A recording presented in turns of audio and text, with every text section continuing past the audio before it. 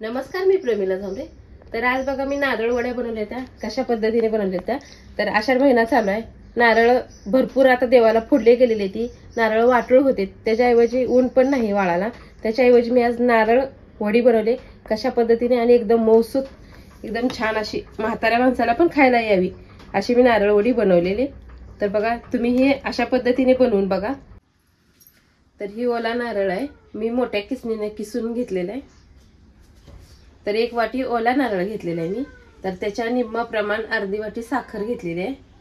इथे मी दुधावरची साय घेतली आहे, थोडेसे बदाम आहे, विलायची आणि जायफळ मी बारीक करून घेतलेले आहे।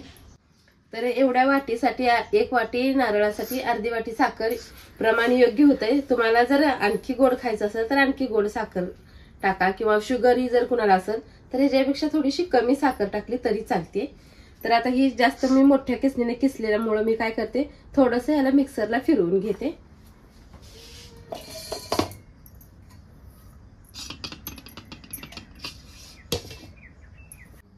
तर बघा असं मी खोबरं बारीक केलेलं आहे, जास्त बारीक पण केलेलं नाही आणि ओलसर म्हणजे असं पाणी सुटूस तर पण बारीक केलेलं नाही, थोडंसं बारीक करून घेतलंय। ही एका वाटीमध्ये काढून घेते मी।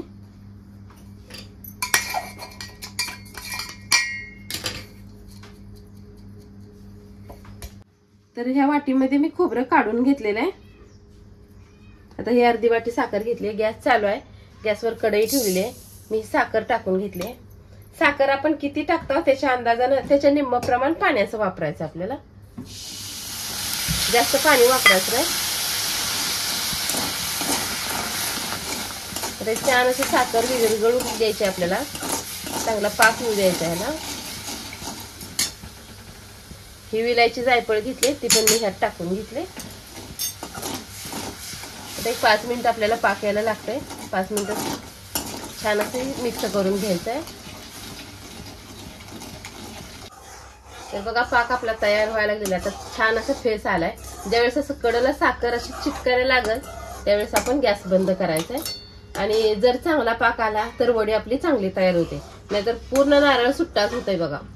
त्याच्यामुळे आपल्याला छान असं पाक येऊ द्यायचा आहे। पहिली गोष्ट, तोपर्यंत पाक येते तोपर्यंत मी काय करते, एका प्लेटला तूप लावून घेते। तूप पण सगळीकडे प्लेटला चिटकलं पाहिजे, म्हणजे नारळाच्या वडी आपली ताटाला पण चिटकणार नाही, अजिबात नाही, अलगद बाजूला निघते।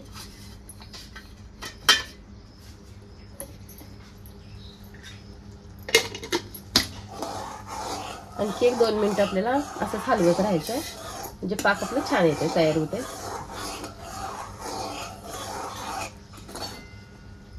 अशी तार बनली पाहिजे चांगली, म्हणजे पटकन सगळं निष्ठून साखर खाली पडू नये।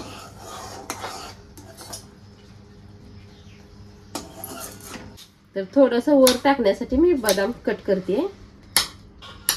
तुमच्याकडे अजून काय काजू बदाम ड्रायफ्रूट काय असतील तर तुम्ही ही घेऊ शकता। थोडंसं बदाम घेतले, तोपर्यंत आपल्या इकडे पाक तयार झालेला आहे। छान अशी साखर कडनी हवा चिटका लागली आहे, आवाज पण येत आहे खरखर, आणि जास्त फेस पण आलेला आहे। तर आता ही नारळ जे आपण किसून घेतलेलं आहे बारीक करून, ते सगळा नारळ मी ह्यात टाकून घेतलेला आहे। थोडासा गॅस बंद कमी करते मी। ही मी साय घेतलेली आहे, ही साय पण ह्यात टाकून घेते, म्हणजे काय होतंय, वडीला आपल्या छान अशी टेस्ट येते आणि चव पण लागते चांगली। आता 2 मिनिटासाठी आपल्याला छान असं हे करायचं आहे, मिक्स करून घ्यायचं आहे, घट्ट होईपर्यंत गोळा छान असं झाला पाहिजे तयार।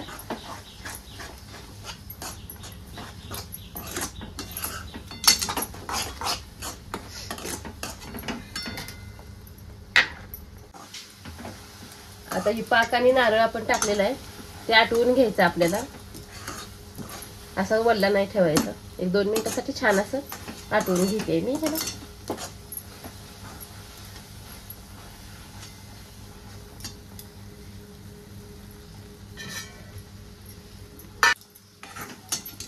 तर मी ही नारळ तुपामध्ये भाजलेला पण नाही, तुम्हाला जर भाजून घ्यायचं असेल तुपात तरी भाजून घेता येते। तर मी ह्याला तुपाचा वापर केलेला नाही किंवा तेलाचा पण केलेला नाही, आणि साध्या सोप्या पद्धतीत मी आज नारळवडी बनवली। कुठे सुद्धा चिटक नाही, काय नाही, फक्त हलवत राहायचंय, करपू द्यायचं नाही त्याला।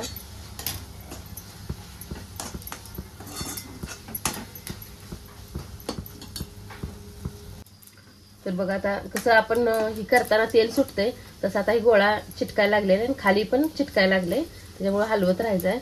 आता 1 मिनिटभरच मी फक्त ह्याला गॅसवर ठेवणार आहे आणि काढून घेणार आहे खाली. बघा ही मिश्रण किती छान असं झालेलं आहे.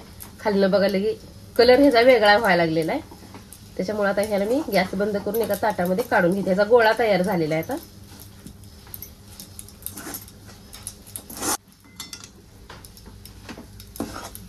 चिटकायला लागलंय म्हणजे काय तर आपला ही गोळा तयार झालेला आहे आता, त्याच्यामुळं खाली चिटकायला बघतोय. मी सारखं हलवलंय, कुठं सुद्धा चिटकू दिलं नाही. तर आता मी एका प्लेटमध्ये ह्याला काढून घेते. गॅस बंद केलेला आहे. त्या प्लेटला मी तूप लावून घेतलेलं आहे.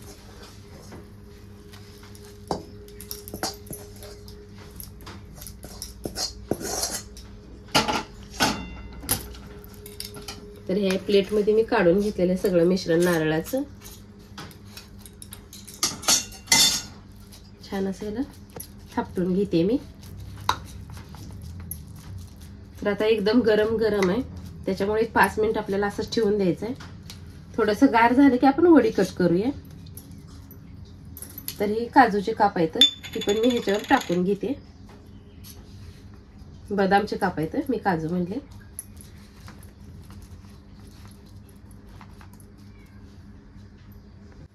तर ही वडीचं मिश्रण आणखी गरम आहे, थोडंसंच गार झालेलं आहे. तोपर्यंत मी काय करते, वडीचा फक्त आकार देऊन ठेवते आणि थंड झाल्यानंतर मी उचलून वडी दाखवते तुम्हाला. तोपर्यंत फक्त वडीचा आकार कट करून ठेवणार आहे हाय त्याच जागेला मी.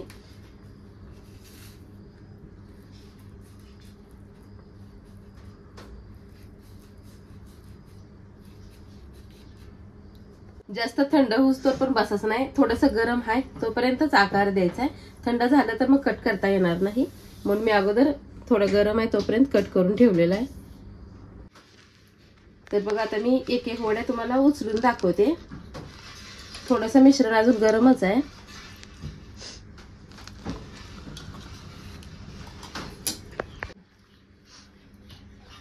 तर बघा आता ही किती छान अशा आपल्या वड्या तयार झालेल्या त्या, कुठेही चिटकली नाही वडी ना काही नाही. एकदम मस्त आणि मऊ अशी वडी तयार झालेली आहे, अशी की म्हाताऱ्या माणसाला पण खायला यावी इतकी छान अशी वडी मी बनवली आज.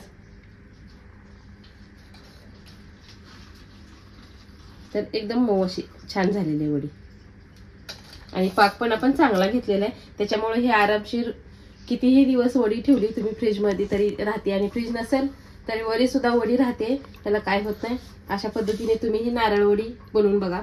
आणि आता आषाढ महिना असल्यामुळं नारळ सगळ्या देवाला फोडली गेलेली ती, ऊन नसल्यामुळं ती नारळ वाटूळ होते. वाटूळ होण्याऐवजी अशी वडी करून बघा तुम्ही ही नक्की. माझा व्हिडिओ आवडला तर नक्कीच लाईक करा, सबस्क्राईब करा. फेसबुकवर बघत असाल तर फॉलो करा.